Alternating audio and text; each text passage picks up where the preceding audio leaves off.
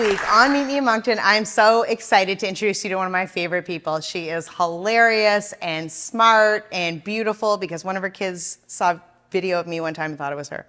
I am a huge fan. She's the executive director of Fertility Matters Canada, and she is going to teach us all kinds of cool things today. And she is a Cape Bretoner as well. I want to introduce you to my friend, fellow twin mom, Carolynn Dube. Hi! What up? Isn't she cute? Oh my gosh. We look alike. Oh, do we? According to my 3-year-old twins. Yes. 3-year-old twins. Yeah. I blacked out that time in my life. I don't remember anything. I'm just coming out of that fog. I don't think yet. It's something. I don't think you are yet, but There's it's okay. a lot of twins. There are a lot of Conversations twins. that have been happening. I've been listening to your show, and We had, I'm a twin mom. We had 2 twin mom guests tonight and a twin. Darby's a twin. Yeah, lots of twins happening. Something happening. Something up. Okay, so Carolynn is also my neighbor, and we were at an event together this weekend. We had a real good time sitting on the couch, chit-chatting and chatting it up. But Carolynn, I want to talk about, I want to start with what you do. So when people ask you what you do for a living, how do you answer that? I am the executive director of a national charity, and it's called Fertility Matters Canada, and we support people who are struggling with infertility or people who need access to fertility care in order to build their families. So how old would this organization be?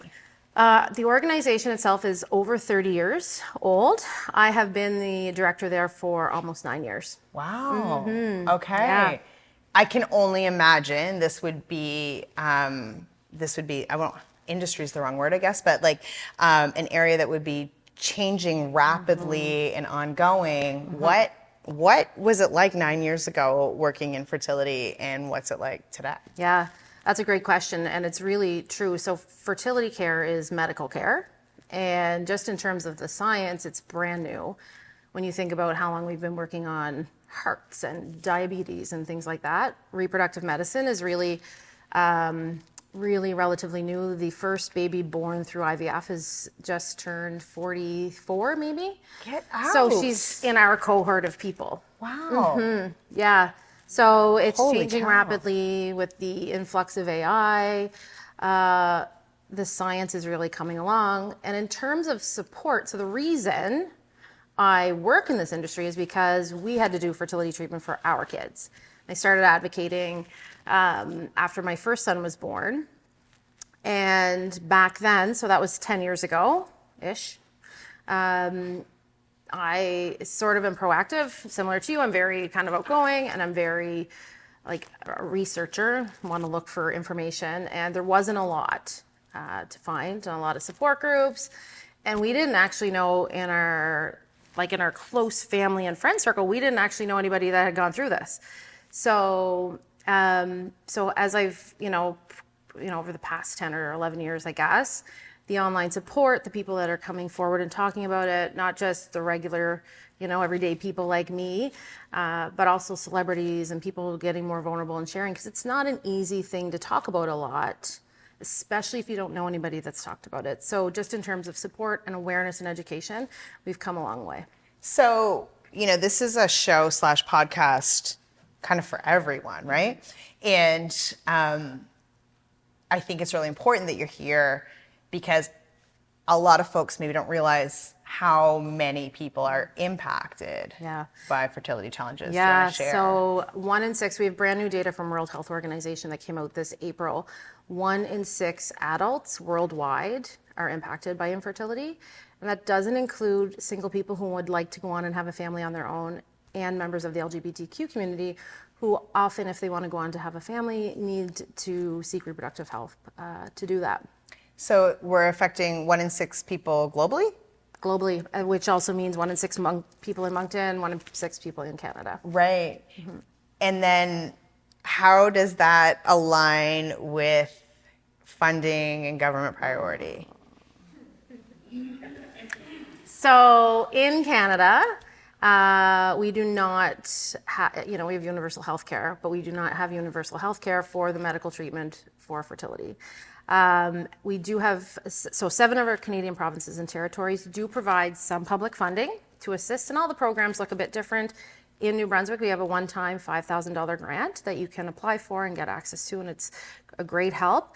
The challenge for people is that a single round of IVF is approximately $20,000, and most people need to do 2 or 3 cycles in order to take home a baby. And so when we're looking at what that looks like for people across the country, access to care and the education and that family building support is really inaccessible for people. Right. Yeah. And that's a significant gap. So what does that make the day-to-day of your work look like? Like, what does that look like for you? So our organization is the only organization of its type in Canada. We provide support, education, awareness, and we advocate for both at the provincial level, and now we have a really strong federal advocacy program that I'm working on. And we're also actually advocating at the employer and insurance level to have more fertility and family building benefits implemented for employees. There's a huge, there's a ton of data that supports the fact that when you have those benefits in place for employees, you attract and retain young talent. And when you look at even the mental health, the relationship health, and the impact of someone who's struggling on their actual ability to work, it's significant. And so employers, insurance companies who are helping to provide that piece. So that's what we do. We have online support groups. I now have my own podcast. It's called Fertility in Focus, and I interview patients from across the globe and fertility experts from across the world. So we are providing this education for people to have the information they need to make more informed decisions. And for those who are supporting people that are going through a fertility challenge or walking that path to parenthood, for them to have a better understanding of what that actually looks like for a patient. So that's really helpful. So you're doing this world-class work right here in Irishtown. In Irishtown. A suburb of Moncton. I do work from home. That's amazing. Okay, so let's talk a little bit about your life here, because you're not from Moncton. No. Is your husband's not from Moncton? No. So how did you End up here? End up here, and when, and why? Yeah, so we're coming up on, my husband he's been here 8 years, and I will be here 8 years this coming December. My husband was military. I am from Cape Breton. He is from Montreal. I met him after university when he was posted in Halifax. We have lived in Trenton, Ontario, Calgary, Montreal, Halifax twice, and he finally released from the military, and he was a firefighter in the military. And he's now a City of Moncton firefighter. And so Moncton is now home, grounded. Once we had kids, I said, that's it. I moved enough. We won. You won, yeah. Okay, yeah. Good. Yeah. I'm glad. Awesome. Mm-hmm. Okay, so you moved here which year? Sorry. 2015. Okay, awesome. Mm-hmm. Everybody knows you, though. Well, Everybody knows you. I have a big mouth. Calciprese. We don't just look alike. No. The life of a party. Yes, we are. Yes, we are. Yeah, so everybody knows. So you have this work that's not inherently local. No. But everybody knows you. Why does everybody know you? I sometimes ask myself that. So does my husband. I think part of my work has been getting vulnerable. So I didn't have a connection. So when I think back 10 years ago when we were really struggling, and as someone who was very outgoing, I retreated and I didn't talk to anybody, and I found it really hard to find a community of people who understood what I was going through. My marriage it was hard on our marriage. It was hard on our relationships. We avoided friend gatherings or birthday parties for kids because that was just the stage of our life that we were really struggling through. But then I realized as I started to open up and talk to more people, I was like, holy smokes. 1 in 6 of the people I started talking to were like, oh, well, we struggled, or we're there, or my sister. And so as I spoke more about it, And then I got fired up because at that time we were living in Halifax and there was no funding, and I couldn't believe that I had to pay all of this money for this medical treatment because we had a medical issue and we couldn't have a baby.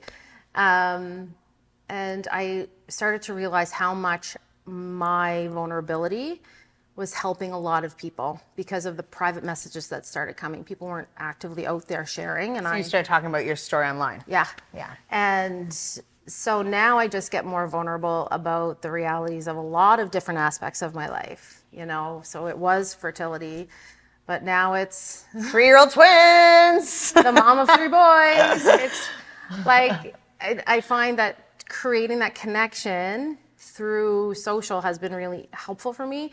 And I have moved a lot. Listen, I'm from Cape Breton. I grew up with all of my cousins within walking distance and big families, and everybody was together with my dad's side for Christmas, and then we went to my mom's side the next day. And my husband didn't have that. He was a military kid too, and half of his family was in Germany. Right. And so as I started to move and I realized that if I was going to be here, then I needed to figure out how to build this community. And so I started online, and that's kind of how it happened. We were Instagram friends first. I know. Yeah. I remember, okay, so totally off topic, but important. My first clear, I know I followed you for a while before, but my first clear Carolynn memory, I was moving into the neighborhood. You had just moved into the neighborhood, and it was Christmas. And you had this pot. You were outside on your back deck with this massive soup pot, and you're like, "This is what we're going to be drinking. I'm making moose milk." And I was like, "What is happening?" And I got my popcorn and completely missed Christmas with my family because I was so invested in your moose milk. I know. And it was the first thing I had to ask when I met you in person. So you got to tell everybody about this whole production of moose milk. And I do the production every year because it's become very popular. Yeah. You'll find her Instagram link on the show notes. Yeah. So moose milk is a Canadian Navy Christmas tradition. Okay. I learned it from my husband, and they make big like I use a spaghetti pot, but they're feeding a ship. And you need a spaghetti pot. That is very important, and a ladle, like a soup ladle. And you need a quart of rum, a quart of vodka, a quart of Kahlua, 4 liters of vanilla ice cream, and 2-ish liters of milk. And you just mix that in this pot, and you make a snow pile just outside your front door or back door at Christmas, and you put it out there and it gets frosty. And then for breakfast, that's what you have. It's like an all-day drink. But by 9 a.m. on Christmas morning. So, day 1, she's mixing it. And then day 2, she's out and she's putting it in her cup. And then I'm watching the daily progression of the moose milk. And I'm just so invested. Yeah. It's a buzz from 7:30 till 3-year-old twins. Yeah, that's a good memory. But you're right. You do get vulnerable and share. And I think one of the, I know for sure you've helped a lot of people talking about all kinds of stuff. You talk about the realities of parenting 3 little boys and what that's like some days. And, you've for sure helped people along that journey. So, what did you do? So you said, you came into this work after experiencing infertility, but what did you do before? What led you here? Great question. So I actually have a human kinetics degree, and my master's in exercise physiology. I'm an exercise physiologist by trade. Yeah, I know. I have a diverse background. Yes, I like it. Yeah, and I've worked a lot because my husband, and at that point, boyfriend, was military. My job, after college, I applied to 1 undergrad, I applied to 1 master's program. That was just my plan. Then I was moving to Halifax to live for life. Yeah. And then I met a military person, and I said I would never date a military person because I didn't want to move. Right. Anyway, don't say things out loud that you that can come back to bite you in the behind. Oh, but you wouldn't be here today. I know. So here we are. Here we are. So the challenge was, as a professional, like I invested in my education. I knew what I wanted to do, and every 18 to 24 months, we got shipped somewhere else. Right. And so, for the spouse of someone in the military, that means your job no longer exists. So I have had the pleasure of working with, I've worked with NHL hockey players in their off-season training. That was a really amazing experience for me. I've worked with high-level military operations in their fitness training center, and I've worked in health promotion and sort of in that health field my whole career. And then when we moved back to Halifax, I was able to stay with one company from Calgary to Halifax, which was really nice. And now this is the longest I have ever been in a job with one company. Yeah. But it makes sense. I mean, actually, like, your background's diverse, but it makes a lot of sense when you think about it, right? Yeah, definitely. It's aligned with health. Yeah. And I don't know if this is astrological or not, but I'm someone who I wouldn't have been satisfied or fulfilled as probably a teacher or physiotherapist. Right. Someone who's sort of that sort of same structure every day. I need something that's my strengths finder. Yeah. The juggler, whatever that, I don't know what the term is, but I have a strengths finder. But I know what We're you the mean. same. I like it. Yeah. You're a world changer too. Oh, thanks. You're out there. Yeah. And that vision never ends, right? Like, the work you're doing, you're never going to be like done. No, exactly. And it's different all the time. That's amazing. Very cool. All right. Less deep questions. Yes. What's a purchase you've made in the last 6 months that's local that has made your life better? Louisville Minor Hockey Registration. That is life-changing. When you multiply it by 3. So much hockey. So much hockey. I would have to say that it can be local to the greater Moncton area, correct? Yeah. When I say Moncton, I mean Moncton to Upper Riverview. Okay, can I go outside a bit? Because Like it's my parking pass to Plage à Boiteau. Oh, very nice. That's because your pool's not done yet. Yes. But I'm also a beach bum. Okay. So every year we buy the parking pass, and that forces me to make, it's a drive out it's 45 minutes to the beach, but my gosh, listen, you guys, I'm from Nova Scotia, and I bleed the blue and white. However, the beaches in New Brunswick are something to be had. It's my favorite place to be. And Especially with 3-year-old twins. Yes, That's how I survive. That's it. Go to the beach. The sunsets are fantastic. It is a life game changer. So that is my favorite purchase. Good. Oh, that's a really good one. I love that very much. What's exciting you these days? To be honest, being in September and just getting back into sort of routine, like structure, and even for myself, if you have young kids and the summer is crazy. I got out for my walk today. Yeah, you did. Drop the kids all on the bus and see you later, boys. So there is that, my work excites me, and we're making some progress with the federal government. So Canada, fertility care is not covered under our Universal Healthcare Act, and I have some meetings with Health Canada, and I've got some stuff happening with the PMO's office in the next couple of months. So I'm really excited to advocate for the people who really do need access to care. I'm on the other side of my journey now. Yeah. My infertility that's gone the moment my twins were born, and that makes me excited to be able to use my voice and my experience to help impact, because it's not only impacting the couple or the individual, but there are grandparents out there who are not grandparents yet because their kid's struggling, and there are aunts and uncles and little kids who want a sibling who haven't been able to have a sibling. And I see and hear those stories all the time, and it's really special to be able to speak on their behalf.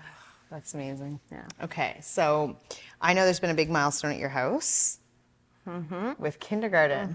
Kindergarten starts for the twins. Yeah. How's that going? Amazing. Honestly, we're a week oh my God, in. we're a weekend.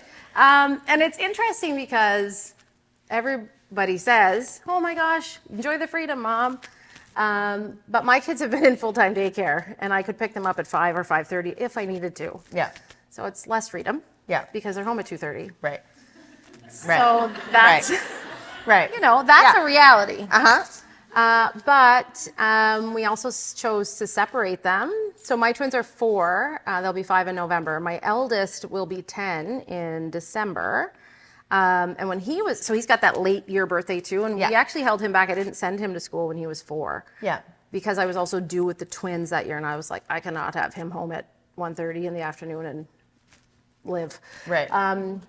So they're starting actually earlier than and they're so ready. Yeah. But they went to, daycare. They went to Kingswood and they're all set up and they're ready and they get on the bus every morning and they have different teachers. We chose to separate them and now we're hoping, that'll allow them to thrive as individuals versus they're always going to be each other's twins. So this hopefully will give them like some space. Yeah. It's such a hard decision though, Oh, yeah. It's a hard decision. Yeah. Especially when you have one that's more sensitive than my twins are totally opposite. They're not identical.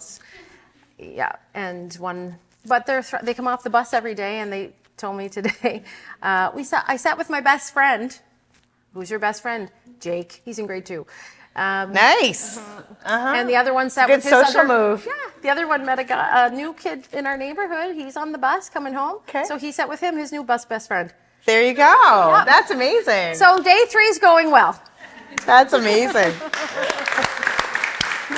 So we started with, my boys started in the same class, and 3 weeks in, I got called in for a meeting, and they said, this is not going to work out.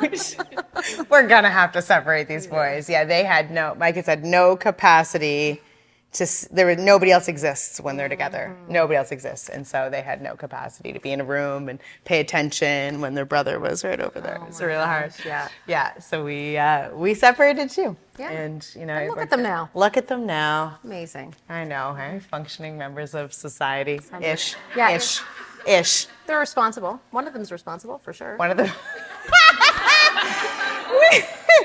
So we were, oh my gosh. We're going to go long. We were at this neighborhood party at Ashley's house on the weekend, and Ashley has twins. And Ashley's twins are friends with my twins. They're a week apart. They're 14-year-old boys. And so all of these boys are, running around having a good time. But last time we did this, they got in a little bit of trouble. Nothing crazy, but they weren't answering their phones. And so I made sure that my extra responsible child was going to answer his phone if they were going to run around and play. Because it was late at night, it was 10 o'clock at night. And so we're sitting on the deck, and my phone goes, bing. Hey, Mom, we're going for a walk, okay? And I go, okay. Hey, Mom, we're back inside. I'm like, okay. Bing. Hey, Mom, we're outside in the yard. I'm like, okay. Bing. Hey, Mom, we went back inside. So responsible. He was so scared to get in trouble. I was like, oh, your brother is so lucky to have you. His brother didn't even bring a phone, right? Yeah, we had a good chuckle. That was good. Yeah, it was those guys. All right, so do we have questions for Carolynn? Audience questions for Carolynn. We'll get a mic over here. Hi, Cam. Hi. Earlier in your talk, you mentioned that with AI development, fertility is sort of moving forward. And so you could speak more about that because I'm very ignorant to what you meant. Yeah. Okay. So a lot of things in fertility treatment. So for those who don't know, like if I'm thinking about or speaking about IVF, so in vitro fertilization, that's when the person with the ovaries, you inject a bunch of hormones. They grow all kinds of eggs at the same time. They go in, they surgically remove those. You have a sperm sample, and I bet you nobody thought no one was gonna say sperm tonight on this I'm show, glad right? you did. We've now crossed that bridge. Right. We're good. You're welcome. Yeah. Yeah. You inject a single sperm into the egg. They grow in a dish over a period of a few days, and then that embryo that develops, a healthy embryo, gets returned to the uterus in the hopes of a pregnancy. So it's very scientific, like the labs that these embryos grow in are in like little incubators and little dishes, and you have like special ceilings and vents and humidity, and it's crazy. But the embryologist, before that embryo gets transferred, they're looking at, you hope to have 5 to 10 embryos that are growing, and they grade them. So they're going to pick the strongest, best one that they assume would have the best chance of implantation and then moving on to a pregnancy. So that grading, universally, like globally, is done by your eye. And so science shows like how I would grade an embryo and you would grade an embryo. We might not be picking the same. And so now there's new AI tech that there's like a microscope that is or a camera on the embryos, and that watches them develop. And then it will, based on millions of other embryos across the world, it can predict which ones likely are better. So what's happening is, as this technology, which is of course very expensive, so for a patient who's paying for this is stuff that comes into cost. But what you want is to pick the one that's going to give you that baby the soonest. So if it's that one and AI is able to predict more clearly, they do the same for eggs. It's just so much. We now have at-home blood tests, at-home sperm tests, which is way better than providing a sperm sample in a lab bathroom. Yeah. That's not, Yeah. Yeah. I imagine. This is my life. So Fascinating. it's fascinating. It's really cool. And so it's moving very quickly, not quickly enough for a lot of people, of course, because there's lots of people, struggling right now. And so the hope is that more babies will be born as a result of AI. Go AI. Very cool. Go AI. There we go. Yeah. We had some more questions in the back and over here. Cleo, did you have one? Yeah. Yep. Derek's right behind you with the mic there. Hello. Hi. I have a basic question. Sure. So, couple were trying to have babies. Yep. How do they connect with your organization? So my organization, if they're looking for support or education or connection with other experts, just on all of the social channels, we are Fertility Matters Canada, TikTok, Instagram, Facebook, and I always give my email out so people can connect with me directly, so I can help, connect those people with the people that they need to make the decisions they need to. Yeah. Up here. Hi, I just wanted you to kind of speak to, I know many times coming up to April Fool's Day on social media, there's a lot, in the past there's been a lot of like pretend stories of, this big long story, and then making it seem like the person is pregnant, but then it's like, oh no, it's this. And then the last few years, there's been other posts that's like, please be careful of these types of things. And I just wondered if you would speak to that as far as the impact. Yeah. That, it's all good fun, but. I know. Yeah. That is a great question. And we, for many years we've been sharing through our social media channels, just for people, especially for people who know, if you know someone in your life is struggling, that's just, it's not helpful for your friend to maybe see that. But at the same time, for people who are struggling, those things, pregnant bellies, babies, baby showers, Christmases with lots of kids, like those are all triggers, very triggering.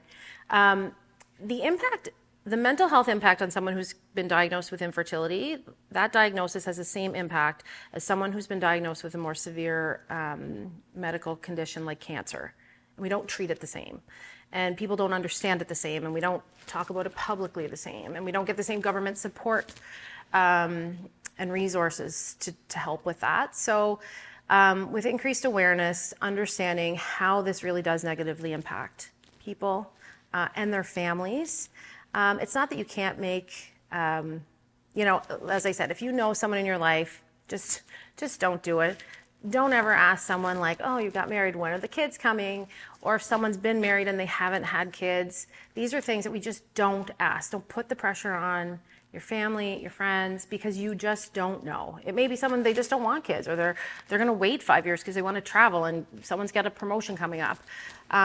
So we advocate for more, I want to say sensitivity, I suppose. But on the other side, we also, educate people who are going through this that there are going to be triggers, and you need to actually figure out how to manage those. And we recommend you seeing a mental health specialist and getting the tools in your toolbox to help you when you see something that is triggering, because they can be.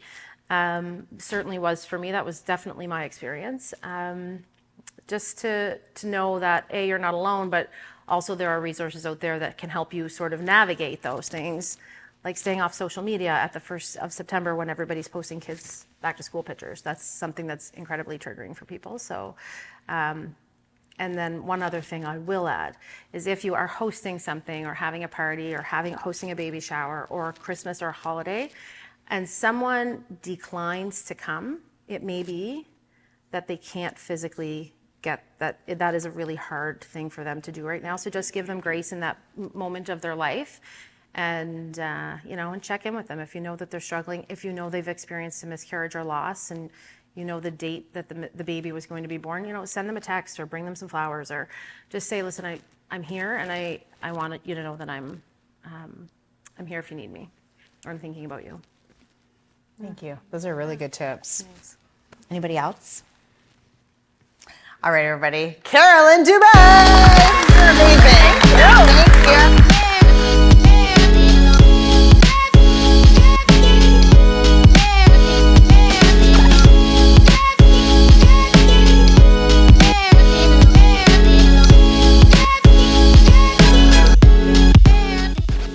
Now that we've met in Moncton, let's get to know each other a little bit better.